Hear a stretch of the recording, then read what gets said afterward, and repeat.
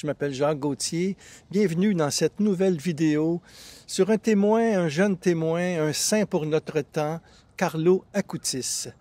On peut dire qu'avec lui, la sainteté n'attend pas le nombre des années pour s'épanouir dans une âme. Écoutez, il est décédé le 12 octobre 2006 à l'âge de 15 ans et il a été béatifié à Assise le 10 octobre 2020. Alors, c'est très rapide. Et à l'âge de 15 ans, c'est quand même extraordinaire. Il a été béatifié en présence de ses parents, d'ailleurs, à la basilique San Francisco à Assise, qui était sa ville de cœur. Carlo Acutis est reconnu vraiment comme un petit génie de l'informatique par ses proches.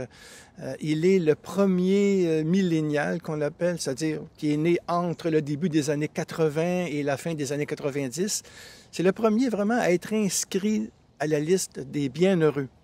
Et sa fête liturgique, bien justement, est fixée le 12 octobre, jour de sa mort, mais aussi de sa naissance au ciel. Il écrit, à un moment donné, « Tous nous avons été créés potentiellement saints, mais Dieu nous a aussi créés libres.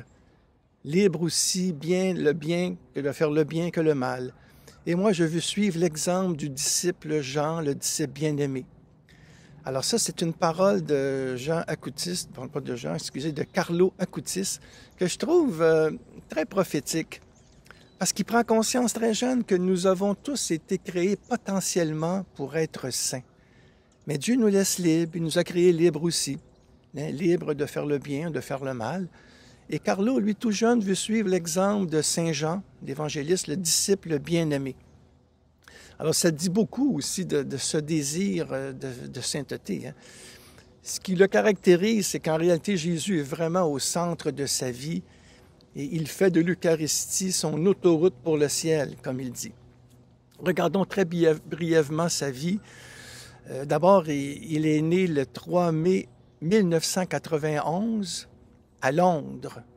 Alors, il n'est pas né en Italie, il est né à Londres d'une famille aisée, mais quelques mois après, il va déménager à Milan. Son père était à Londres pour motif de travail, mais en réalité, ils vont revenir en Italie et à Milan. C'est un enfant qui est très choyé, c'est un enfant unique et il est vraiment apprécié de tous à la maison et à l'école. Et il cultive une vie intérieure très intense que ses parents ne soupçonnent même pas.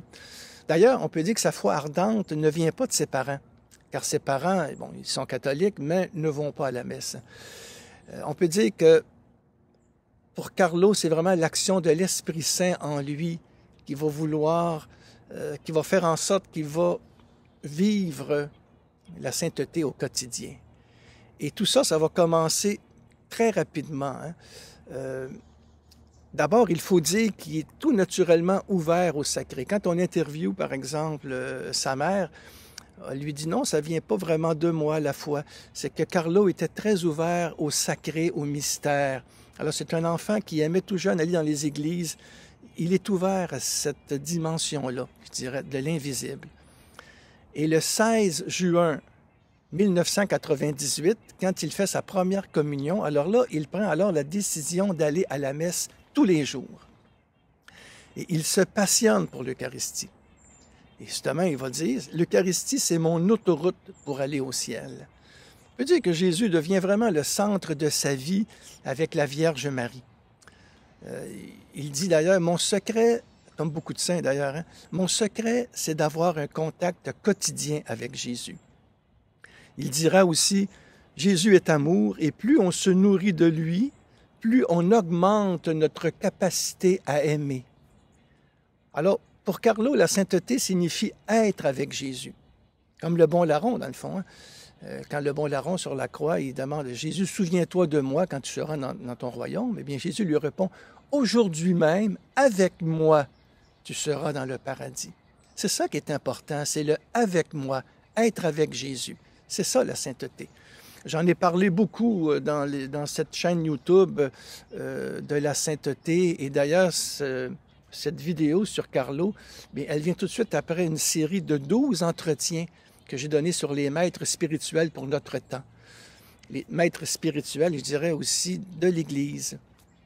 Et Carlo, je trouve qu'arrive très, très bien après ça. Ça, c'est un cours que j'avais donné il y a quelques années dans un monastère à Chicoutimi. Alors, pour Carlo, en réalité, le programme de sa vie, c'est tout simple, c'est s'unir à Jésus dans la foi et l'amour. Et cette relation intime ne l'empêche pas d'avoir une existence normale, hein, comme n'importe quel jeune de son âge. C'est incroyable comment il est contemporain. Hein? Il aime les jeux vidéo, les Pokémon. Il aime les chiens, les dauphins, les animaux. Il aime beaucoup la nature. Hein. D'ailleurs, c'est un peu pour ça que j'ai voulu enregistrer cette vidéo à l'extérieur, ici à l'automne. Au Québec, c'est tellement beau l'automne. Alors, j'ai une pensée à Carlo qui aimait beaucoup la nature. Il aime beaucoup les sports aussi. Il aime la voile, le foot, les amis, les voyages. C'est une nature extravertie, je dirais, qui attire les gens. Et comme bien des jeunes, bien, souvent, il passe des heures au téléphone le soir avec ses amis. Ses amis qui se confient à lui. Hein? Il est très attachant et c'est quelqu'un qui ne juge pas non plus. Alors, il développe une grande pureté de cœur et d'attention et d'intention vraiment dans ses paroles et ses gestes. Ça le caractérise beaucoup.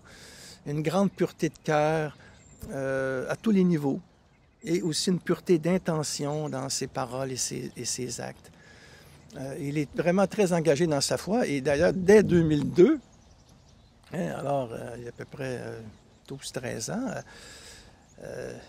bien, il donne ses premiers cours de catéchisme à la paroisse. Il y a une dizaine d'années, dans le fond. Alors, c'est pour dire. Hein, on peut dire qu'aussi c'est un influenceur de Dieu. On peut parler dans le langage informatique parce qu'il est passionné de nouvelles technologies et il va mettre son talent au service de l'évangélisation. D'ailleurs, il possède sa propre adresse courriel. On peut dire que c'est le premier saint qui possède sa propre adresse courriel. Il programme aussi des sites web. Il programme des sites web pour sa paroisse.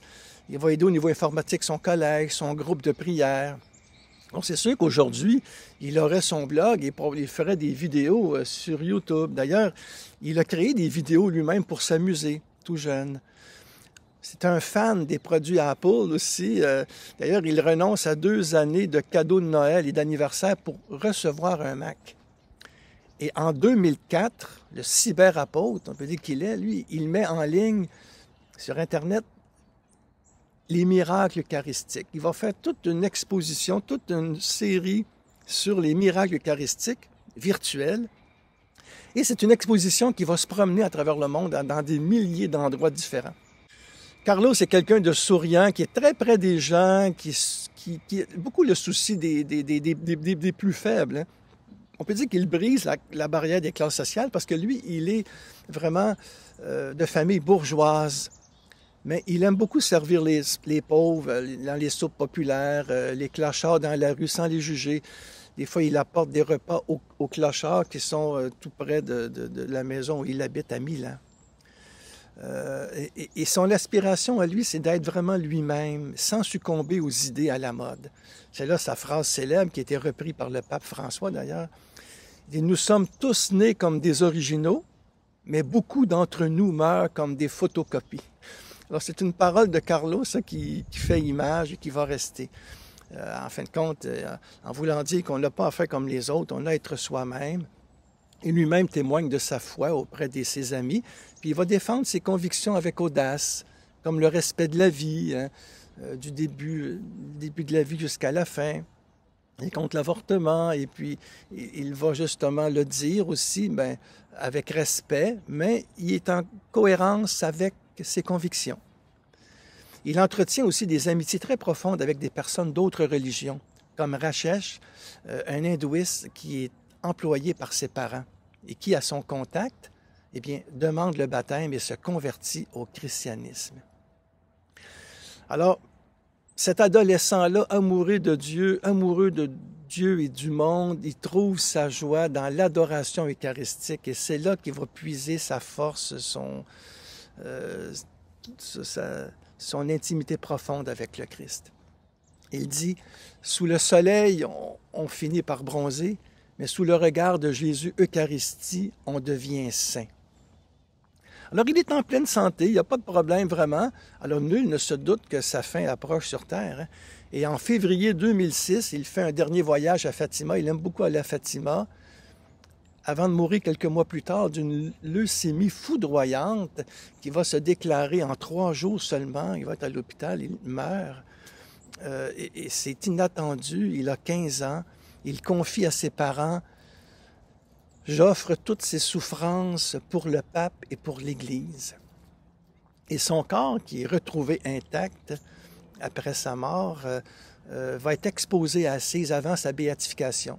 Et ça, c'est un miracle aussi, son corps qui, dans toute son intégrité. C'est un enfant unique, mais Carlo avait prédit à sa mère, avant de mourir, sa mère qui s'appelle Antonia Salzano, prédit qu'il lui donnerait beaucoup de signes et qu'elle serait maman de nouveau. Eh bien, en 2010, à 43 ans, elle aura des jumeaux, Michel et Francesca, qui seront aussi présents avec elle et son père. Les jumeaux seront présents avec leurs parents à la béatification. Alors, ça nous fait un saint pour aujourd'hui, un saint très, très contemporain, très attachant. Ce que je vous ai dit là, je prends un petit peu du livre du père Will Conger, qui est un missionnaire qui est actuellement au Cambodge, qui a écrit justement cette biographie, un gig au paradis. Un gig, ça veut dire un passionné d'Internet, un fan. Et on a quelques photos à l'intérieur du livre aussi, où on voit Carlo à quelques moments de sa vie avec les animaux, à Noël, quand il... dans sa vie concrète, ici, à son baptême, à la première communion, vous voyez? Et ici aussi, d'autres endroits à Assise. Ses parents avaient acheté une maison à Assise aussi parce qu'il aimait beaucoup aller là. Et alors, c'est une grâce pour lui. On le voit ici qui est déguisé en super-héros, ici avec Rachesh à côté, dans son équipe de foot. Et aussi d'autres photos de Carlo. On voit aussi l'exposition, l'Eucharistie. Alors, vous voyez, écoutez, moi j'ai 4 enfants et puis je le retrouve dedans aussi, lui, c'est-à-dire, aimer les vidéos, les Pokémon, tout ça. Alors, ça nous le rend très, très proche. Donc, le 12 octobre 2010, et le procès de canonisation, qu'on l'appelle, va s'ouvrir au diocèse de Milan. Et le 5 juillet 2018, eh bien, le pape François va reconnaître les vertus héroïques de Carlo en le proclamant vénérable. Donc, c'est très rapide tout ça. Et le pape François le cite dans son exhortation apostolique de 2019 sur la jeunesse, Christus vivit. Alors, je vous lis des extraits, les numéros 106 et 107, où il parle de Carlo et d'Internet. Alors, je cite le pape ici. « Il est vrai que le monde numérique peut exposer au risque du repli sur soi, de l'isolement ou du plaisir vide. Mais n'oublie pas qu'il y a des jeunes qui sont aussi créatifs et parfois géniaux dans cet environnement. C'est ce que faisait le jeune vénérable Carlo Acutis. Il savait très bien que ces mécanismes de la communication, de la publicité et des réseaux sociaux peuvent être utilisés pour faire de nous des êtres endormis, dépendants de la consommation et des nouveautés que nous pouvons acquérir, obsédés du temps libre et prisonniers de la négativité. Cependant, Carlo, il a été capable d'utiliser les nouvelles techniques de communication pour transmettre l'Évangile, pour communiquer valeur et beauté. » Alors, fin de la citation du pape François. En fin de compte, Carlo a montré par sa vie ordinaire que la sainteté est possible et qu'elle est à la portée de tous. C'est une question d'accueil et d'amour, et non de perfection et de performance. J'en parle beaucoup, ça, dans mon livre « Devenir saint, petit mode d'emploi ». On peut dire qu'il rejoint les saints de la porte d'à côté, dont parle François dans son exhortation sur l'appel à la sainteté dans le monde actuel, « Gaudete et exultate », cette très belle exhortation que je vous invite à lire. Alors, il affirme dans cette exhortation, le pape, il écrit « La sainteté est le plus beau visage de l'Église ». C'est très beau.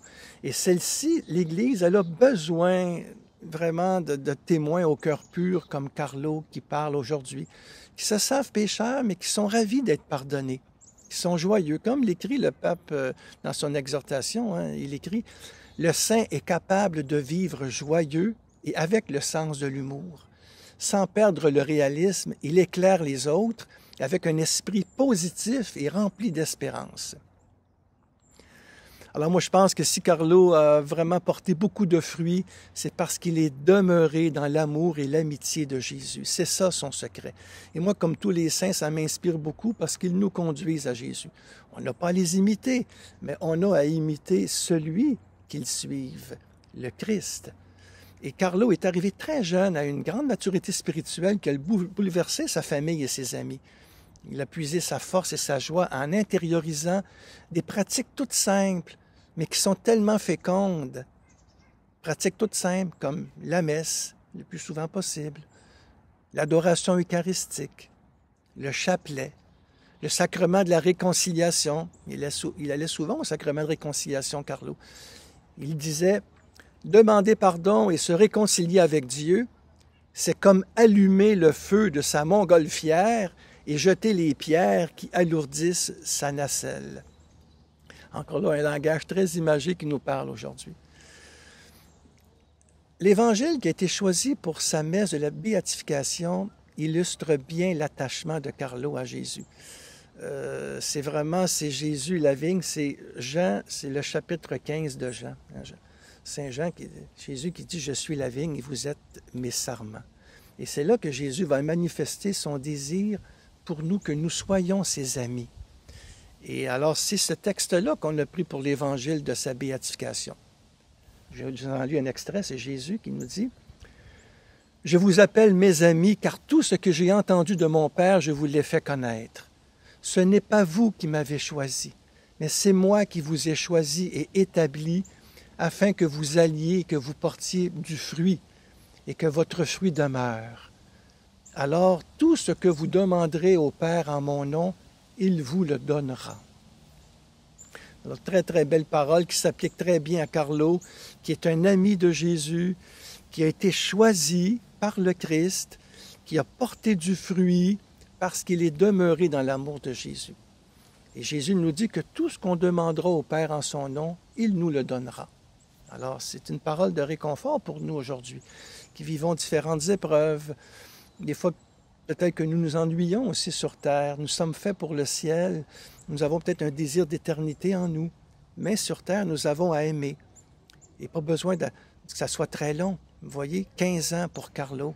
Et il est béatifié. Ça ne veut pas dire qu'on va être béatifié. Nous, vous comprenez, on ne peut pas tous béatifier tout le monde, là, mais le Seigneur nous le donne comme vraiment témoin du Christ dans l'Église.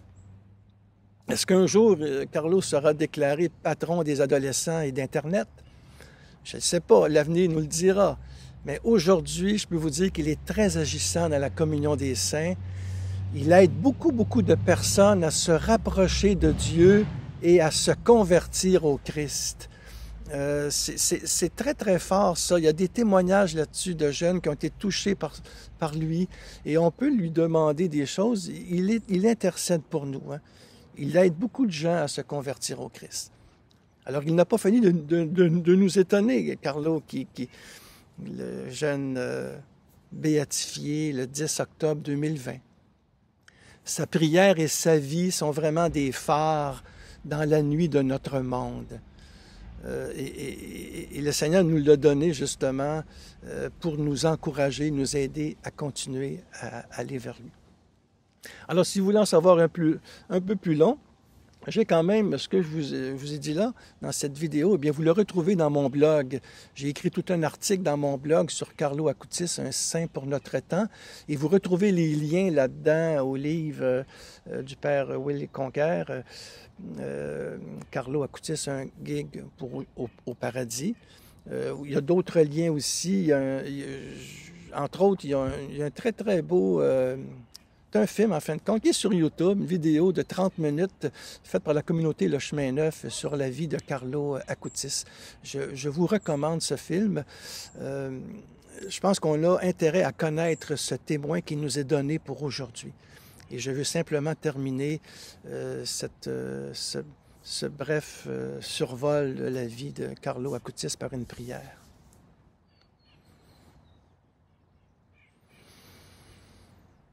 Je te rends grâce, Seigneur, pour Carlo Acutis, Tu l'as choisi très jeune, tu l'as attiré par ton Eucharistie et tu en as fait un témoin pour notre temps. Qu'il intercède pour tous nos jeunes, Seigneur, d'une manière particulière, nos jeunes qui cherchent un sens à leur vie souvent, beaucoup de jeunes qui ne te connaissent pas, que par Carlo, ils puissent te rencontrer d'une manière ou d'une autre. Je te remercie aussi par Marie, Marie qui a été très présente dans la vie de Carlo et qui est aussi présente dans la nôtre. Nous te rendons grâce, Seigneur, pour ta mère, pour tous les saints que tu nous donnes, pour tous les anges aussi qui nous entourent. Toi qui vis et règnes avec le Père dans l'unité du Saint-Esprit pour les siècles des siècles. Amen. Alors, merci d'avoir été là. Si vous avez aimé, vous pouvez cliquer aussi. Si vous avez aimé, vous pouvez partager. Vous pouvez vous abonner à ma chaîne YouTube, bien sûr. C'est un moyen vraiment pour évangéliser, pour parler du Christ et de témoigner de ce qui nous fait vivre aujourd'hui, ce vivant qui est toujours là au milieu de nous et qui nous parle à travers ses témoins. Alors, à la prochaine.